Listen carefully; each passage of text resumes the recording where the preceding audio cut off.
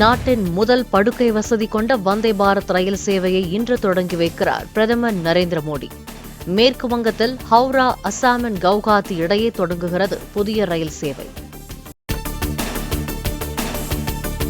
இன்று முதல் வருகிற 20ஆம் தேதி வரை தமிழகத்தில் பெரும்பாலும் வறண்ட வானிலையே காணப்படும் என வானிலை மையம் தகவல். ஓரிரு இடங்களில் அதிகாலை வேளைகளில் லேசான பனிமூட்டம் காணப்படும் என்றும் தகவல். வடகிழக்கு பருவமழை தென்னிந்திய பகுதிகளிலிருந்து நாளை விலக வாய்ப்பு. மழை பெய்வதற்கான வாய்ப்புகளும் குறையும் என வானிலை மையம் தகவல். அலங்காநல்லூரில் இன்று நடைபெறுகிறது உலக புகழ்பெற்ற ஜல்லிக்கட்டு போட்டி. பல 100 ஆண்டுகளாக நடைபெறும் போட்டிகளில் களம் இறங்க வீரர்கள் ஆர்வம்.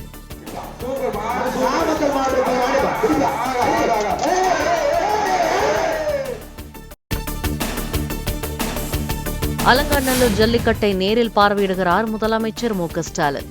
போட்டிகளில் வெற்றி பெறும் வீரர்களுக்கும் காளைகளின் உரிமையாளர்களுக்கும் பரிசுகளை வழங்குகிறார்.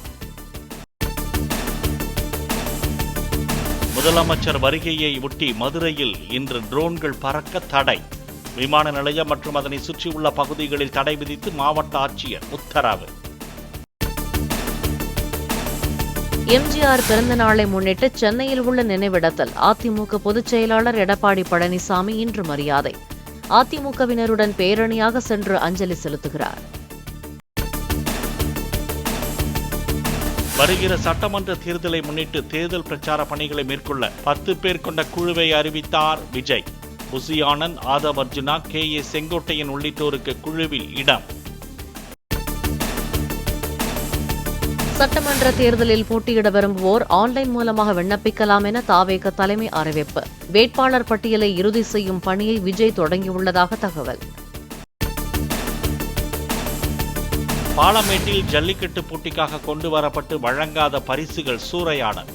லாரியை வழிமறித்து போட்டி போட்டுக் கொண்டு பொருட்களை அள்ளிச் சென்றவர்கள் மீது நடவடிக்கை என காவல்துறை தகவல்.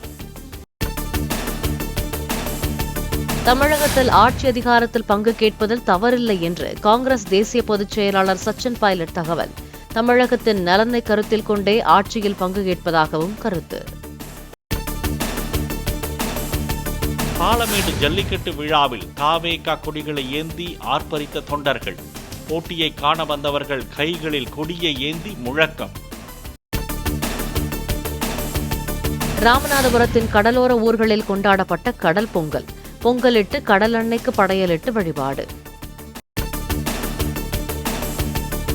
காணும் பொங்கலை முன்னிட்டு சென்னையில் இன்று 16,000 போலீசார் பாதுகாப்பு. மெரினா கடற்கரை காமராஜர் சாலையில் காலை 11 மணி முதல் போக்குவரத்து மாற்றம் என காவல்துறை அறிவிப்பு. டெல்லியில் நடைபெறவுள்ள குடியரசு தின விழா பேரணியில் இந்திய முப்படைகளின் புதிய வலிமையை வெளிக்காட்ட ஏற்பாடு. ஆபரேஷன் சிந்தூரில் பயன்படுத்திய ஆயுதங்களை காட்சிப்படுத்த உள்ளதாக பாதுகாப்புத்துறை செயலாளர் ராஜேஷ்குமார் சிங் அறிவிப்பு. டெல்லி குடியரசு தின பேரணியில் பங்கேற்கிறது ஐரோப்பிய ஒன்றிய கடற்படை அணி. கடமை பாதையில் ஐரோப்பிய ஒன்றிய வீரர்களும் அணிவகுத்து வர உள்ளதாக பாதுகாப்புத்துறை செயலர் ராஜேஷ்குமார் சிங் தகவல். குடியரசு தின விழா பேரணியில் 30 அலங்கார ஊர்திகள் அணிவகுத்து வர உள்ளதாக அறிவிப்பு. வந்தே மாதரம் பாடலின் 150 ஆண்டை குறிக்கும் வகையில் சிறப்பு ஏற்பாடுகள் என பாதுகாப்புத்துறை செயலாளர் தகவல். குடியரசு தின விழா பார்வையாளர் மாடங்களுக்கு முக்கிய பிரமுகர்கள் பெயர் வைக்கும் முறையை ரத்து செய்தது மத்திய அரசு. நாடெங்கிலும் பாயும் நதிகளின் பெயர்களை பார்வையாளர் மாடங்களுக்கு சூட்ட உள்ளதாகவும் அறிவிப்பு.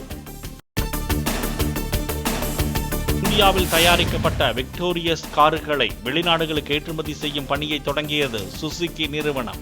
Man in India make for world திட்டத்தின் கீழ் 100 நாடுகளுக்கு ஏற்றுமதி செய்ய நடவடிக்கை. ராமாயணம் படத்திற்கு ஹான்ஸ் ஜிம்மருடன் இணைந்து இசையமைப்பது பெருமை அளிப்பதாக AR ரஹ்மான் தகவல். பிரம்மாண்ட பொருட்செலவில் உருவாகும் திரைப்படத்தின் முதல் பாகம் இந்த ஆண்டு தீபாவளிக்கு திரைக்கு வருவதாக அறிவிப்பு.